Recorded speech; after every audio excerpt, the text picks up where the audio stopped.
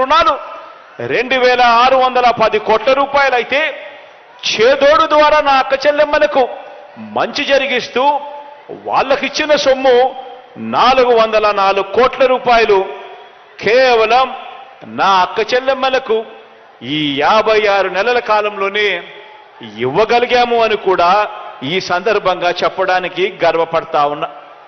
ఈరోజు ఇన్ని కార్యక్రమాలు ఏదైతే నేను చెప్పాను ఇవన్నీ కూడా ఆలోచన చేయమని అడుగుతా ఉన్నా.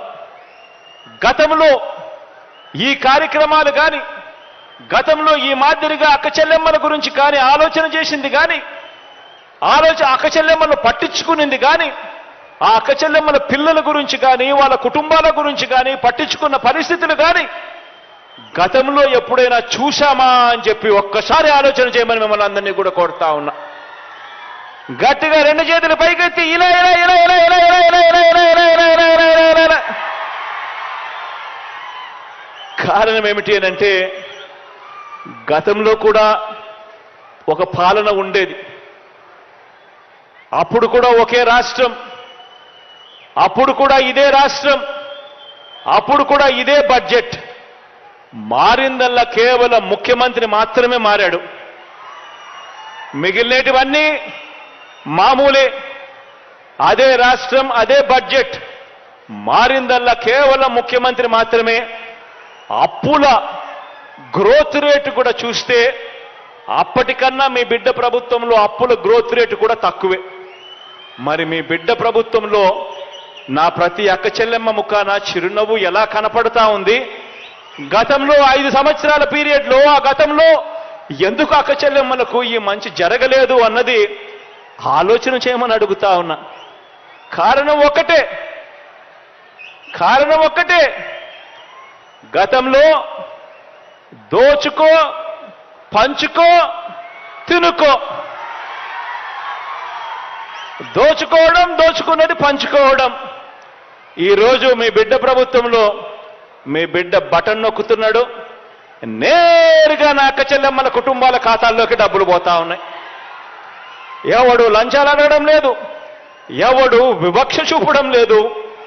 తేడా గమనించమని చెప్పి ప్రతి అక్కను ప్రతి చెల్లెమ్మను ఈ సందర్భంగా కోరుతా ఉన్నాను. ఈ కార్యక్రమం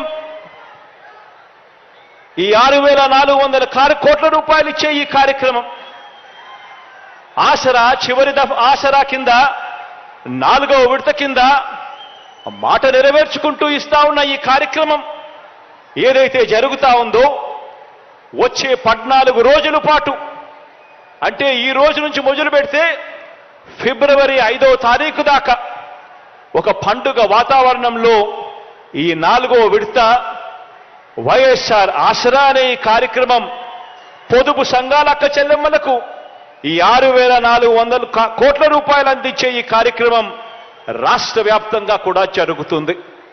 ఈ కార్యక్రమంలో ఎమ్మెల్యేలు పాలుపంచుకుంటారు, ప్రజాప్రతినిధులు పాలుపంచుకుంటారు.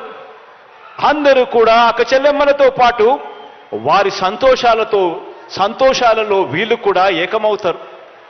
వీళ్ళు ఏకమైనప్పుడు ఆ గ్రామ సచివాలయాలలో మైకులు పెట్టి మాట్లాడినప్పుడు, మీటింగులు పెడతా ఉన్నప్పుడు ఆ గ్రామ సచివాలయాల్లో ఆ అక్క చెల్లెమ్మలకు మైకులు ఇచ్చి ఈ 56 నెలల కాలంలో ఏ రకంగా మహిళా సాధికారత జరిగింది, ఏ రకంగా అక్క చెల్లెమ్మల జీవితాలు బాగుపడ్డాయి అన్న కథలు రాష్ట్రానికే కాదు దేశానికి కూడా వినిపించాలి. మన రాష్ట్రంలో అక్క చెల్లెమ్మలు ఎంతగా బాగుపడ్డారు అని చెప్పి రాష్ట్రం గురించి ఒకసారి చెప్పాలి అనంటే ఈ రాష్ట్రంలో అక్షరాల వైఎస్ఆర్ ఆసరా, వైఎస్ఆర్ చేయూత, వైఎస్ఆర్ అమ్మఒడి 3 కార్యక్రమాలు, వైఎస్ఆర్ 0 వడ్డీ ఇవన్నీ కూడా కలవడం వల్ల రాష్ట్రంలో ఎంత మంచి జరిగింది అని చెప్పి ఆలోచన చేస్తే గతానికి ఇప్పటికీ తేడా గమనించినట్టయితే 2014 ఎన్నికలకు ముందు చంద్రబాబు నాయుడు గారు పొదుపు సంఘాల రుణాలన్నీ కూడా మాఫీ చేస్తాను అని చెప్పి, రుణాలన్నీ కూడా కట్టద్దు అని చెప్పి ఎన్నికల మేనిఫెస్టోలో ఆ పెద్ద మనిషి చెప్పాడు. చెప్పిన తర్వాత ఆ మాట